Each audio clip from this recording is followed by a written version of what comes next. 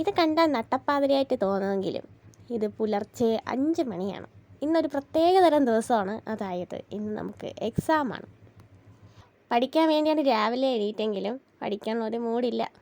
അച്ഛനും ചോട്ടവും കൂടെ വെളിയിൽ നോക്കിക്കൊണ്ടിരിക്കുകയാണ്. ഞങ്ങളുടെ വീട്ടിൻ്റെ അടുത്തൊരു കോവിലുണ്ട്. ആ കോവിലിൽ രാവിലെ മണിശബ്ദം കേൾക്കാം. അതുകൊണ്ടാണ് ഇവർ രണ്ടുപേരും കൂടെ ഇങ്ങനെ പ്രാർത്ഥിച്ചുകൊണ്ടിരിക്കുന്നത്. കണ്ടില്ലേ, 5:30 ഇനി എന്തെങ്കിലും പഠിക്കാമെന്നും പറഞ്ഞുകൊണ്ടിരുന്നപ്പം ഇത് കണ്ടിട്ട് എന്തോ പുതിയൊരു സാധനം കണ്ട പോലെയാണ്. ഇന്നലെ പഠിച്ചതാണ് ഇതൊക്കെ, എന്നിട്ട് അറിയാവുന്നതൊക്കെ മറന്നും പോയി. ഇനി പുതിയത് വല്ലതും പഠിക്കാമെന്ന് വെച്ചാൽ അതൊട്ട് തലയിൽ കയറത്തുമില്ല. അപ്പോൾ ഉള്ളത് ഒന്നും കൂടെ വായിച്ച് മനസ്സിലാക്കി വെക്കാമെന്നും പറഞ്ഞുകൊണ്ട് അവിടെ കയറി ഇരുന്ന് വായിച്ചുകൊണ്ടിരുന്നു. 1-1.5 മണിക്കൂർ എന്താ വായിച്ചുകൊണ്ടിരുന്നിട്ട് പിന്നെ നമ്മളെല്ലാം കെട്ടിപ്പറക്കി ബാഗിനകത്തിട്ട്. ഇതൊക്കെ ഞാൻ ചുമ്മയാണ് കൊണ്ടുപോകണം. രാവിലെ 9:30 എക്സാം. ഞാൻ അവിടെ എത്തുന്നതേ 9 മണി കഴിഞ്ഞിട്ടാണ്. പിന്നെ എപ്പോഴാണ് ഇതൊക്കെ തുറന്നു വെക്കാനുള്ള സമയം? എന്നാലും ഒരു ഷോയ്ക്ക് എല്ലാം കൂടെ ബാഗിൽ കെട്ടിപ്പറക്കി കുത്തി നിറച്ചുകൊണ്ട് പോകാം. അത് എൻ്റെ കൺസെഷനാണ്. ഇനി വാട്ട്സ് ഇൻ മൈ ബാഗും കൂടെ കാണാം. പ്രത്യേകിച്ചൊന്നുമില്ല, ഹോൾ ടിക്കറ്റ് ഇന്നാണ് കിട്ടുന്നത്. ഇന്നാണ് ഫസ്റ്റ് പരീക്ഷ. പിന്നെ പൗച്ച് തുറന്ന് നോക്കിയപ്പോഴത്തേക്ക് അതിനകത്ത് ഒരൊറ്റ തെളിയുടെ പേനയില്ല. എല്ലാം തീരാറായതും തീർന്നതുമായിട്ടുള്ള പേനകളാണ്. പിന്നെ ഞാൻ പുതിയ പേന അതിൽ നിന്ന് അടിച്ച് മാറ്റി. അച്ഛൻ ഓൾറെഡി പേനയൊക്കെ സ്റ്റോക്ക് വെക്കണോണ്ട് എനിക്ക് പിന്നെ പേനയ്ക്ക് വേണ്ടി തപ്പേണ്ട ആവശ്യമില്ല. പിന്നെ അതും കെട്ടിപ്പറക്കി വെച്ചിട്ട് ബാഗിനകത്ത് കുത്തി കയറ്റി. എല്ലാം കൂടെ അടച്ച് വെച്ചപ്പോഴത്തേക്കും ബാഗ് തന്നെ ഒരു ഗർഭിണി പോലെ ഉണ്ട്. ഇനി അതിനകത്ത് വെള്ളവും കൂടെ വയ്ക്കാനുണ്ട്. അതും കൂടെ വയ്ക്കുമ്പം ശുഭമാകും. എല്ലാം പറക്കി വെച്ച് ഞാൻ പോയി ഒരു കുളി അങ്ങ് കുളിച്ച്. പരീക്ഷയ്ക്ക് കുളിക്കണ്ടേ അല്ലേ?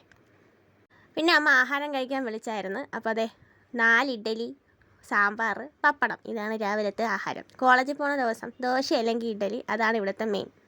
പിന്നെ അതെല്ലാം കഴിച്ച് കഴിഞ്ഞ് ഒരു ബൂസ്റ്റിട്ട പാലും കൂടെ കുടിക്കുമ്പോഴത്തേക്കും ഹെൽത്തി ബ്രേക്ക്ഫാസ്റ്റായി. അപ്പുറത്തേക്ക് നോക്കിയപ്പോഴത്തേക്കും അച്ഛൻ പാട്ടൊക്കെ കേട്ടിരിക്കുവാണ്. വീടിൻ്റെ ബാക്കിൽ ചെന്ന് നോക്കിയപ്പോൾ ഇരിക്കുന്നു നമ്മുടെ കഥാനായകൻ ചോട്ടു. ഇനി നമുക്ക് പാളിപ്പോയ ഒരു വേസ്റ്റ് ട്രാൻസിഷൻ കാണാം. ക്യാമറ ഒക്കെ പിടിച്ച് വലിയ കാര്യത്തിൽ ഷോയൊക്കെ ഇറക്കുന്നുണ്ട്. പക്ഷേ ട്രാൻസിഷൻ പാളിപ്പോയായിരുന്നു. എല്ലായിടത്തും നോക്കിയപ്പോഴാണ് മനസ്സിലായത്. റെഡിയായി പുറത്തിറങ്ങിയപ്പോഴാണ് വീട്ടിൻ്റെ വെളിയിൽ പുതിയൊരു അവതാരം വന്ന് നിൽക്കുന്നത്. ഇതാരാ എന്തോ ഇതിനായിട്ട് കണ്ടിട്ടില്ല. സ്നാപ്ചാറ്റിൽ ഫിൽറ്റർ ഇട്ടെടുത്തതാണ്. ഫിൽറ്റർ കുറച്ച് കൂടിപ്പോയി. സ്റ്റോപ്പ് വരെ നടക്കാൻ വയ്യാത്തതുകൊണ്ട് ഓട്ടോയിൽ കയറി ഓട്ടോയിൽ പോയി. അവിടെ ചെന്നൊരു കാത്തിരിപ്പായിരുന്നു. ഒരു 15 മിനിറ്റോളം കാത്തിരുന്നു. അവസാനം ബസ്സും കിട്ടി, ഫ്രണ്ടിൻ്റെ സീറ്റും കിട്ടി. സുഖമാണ് ഗൈസ്, സുഖം. വീട്ടിൽ അച്ഛനും അമ്മയും എപ്പോഴും പറയും ഫ്രണ്ടിലെ സീറ്റിൽ ഇരിക്കല്ലേ, ബസ് ബ്രേക്ക് ചവിട്ടുമ്പോഴത്തേക്കും തെറിച്ച് പോകുമെന്ന്. പക്ഷേ അനുസരണയുള്ള നല്ല മകളായതുകൊണ്ട് ഞാൻ അവിടെ ഇരിക്കത്തുള്ളൂ. പിന്നെ ഇതാണ് നമ്മുടെ കോളേജിലേക്ക് പോകുന്ന ഈ വലിയ തേരി. ഈ തേരിയും കടന്ന് അവസാനം നമ്മുടെ ഡെസ്റ്റിനേഷനിലേക്ക് എത്തിയിട്ടുണ്ട്. ഇനി പടിയും കടന്ന് വേണം ക്ലാസ്സിലോട്ട് പോകാൻ. സംഭവം നമ്മുടെ ക്ലാസ് മുകളിലാണ്. ഇനി ആ പടിയും കൂടെ കയറാനുള്ള ശേഷിയില്ലാത്തതുകൊണ്ട് ലിഫ്റ്റ് തന്നെ ആശ്രയം. പിന്നെ ലിഫ്റ്റിൽ കയറിയപ്പോഴാണ് അടുത്ത കോമഡി. ലിഫ്റ്റിൽ കയറി കഥ കിടച്ചു, പക്ഷേ നമ്പർ പിതുക്കിയില്ല. അകത്ത് കയറിയിട്ട് വീഡിയോ എടുത്തുകൊണ്ട് നിന്നപ്പോഴാണ് ഈ ലെഫ്റ്റ് എന്താ അനങ്ങാത്തേ, ഇനി അടിച്ച് പോയാ എന്നും പറഞ്ഞ് നോക്കിയപ്പോഴാണ് നമ്പർ പിതുക്കിയില്ലെന്ന് മനസ്സിലായത്. പിന്നെ സക്സസ്ഫുള്ളി മുകളിലെത്തി ഹോൾ ടിക്കറ്റ് വാങ്ങിച്ച് എക്സാം എഴുതി. എക്സാം കഴിഞ്ഞിട്ട് വെളിയിൽ ഇറങ്ങിയപ്പോഴത്തേക്കും ഇതാണ് കാഴ്ച. എല്ലാവരും കൂടി ഇങ്ങനെ കാര്യമൊക്കെ പറഞ്ഞ് തിരിച്ച് നടന്നു പോകുന്നതാണ്. ഇതെൻ്റെ കൂട്ടുകാരി, അവൾക്ക് സുഖമില്ല, പാവം, അതുകൊണ്ട് അവളെ വിഷമിച്ചിരിക്കുക. എന്നാൽ ഞങ്ങൾ രണ്ടൊരു വിഷമം, എന്തുകൊണ്ട് ബസ് ഇതുവരെയായിട്ടും വന്നില്ല. അവസാനം ഒരു 15 മിനിറ്റിന് ശേഷം ബസ് വന്നു, വലിഞ്ഞ് കയറി. ഞങ്ങൾ രണ്ടൊരു അടുത്തടുത്തല്ല ഇരുന്നത്. അവൾ വേറെ സൈഡ്, ഞാൻ വേറെ സൈഡ്. എൻ്റെ സ്റ്റോപ്പ് എത്തി. ബസ്സിൽ നിന്ന് ഇറങ്ങി ഭൂമിയിൽ കാല് കുത്തി. പിന്നെ നടന്നു പോകണോ ഓട്ടോയിൽ പോകണോ എന്നുള്ള ഗൂഢമായ ആലോചനയ്ക്കൊടുവിൽ ഓട്ടോയിൽ പോകാൻ തന്നെ തീരുമാനിച്ച്. ഇനി വെയിലത്ത് നടന്നു പോയാൽ കരിഞ്ഞു പോകുമെന്ന് മനസ്സിലായി.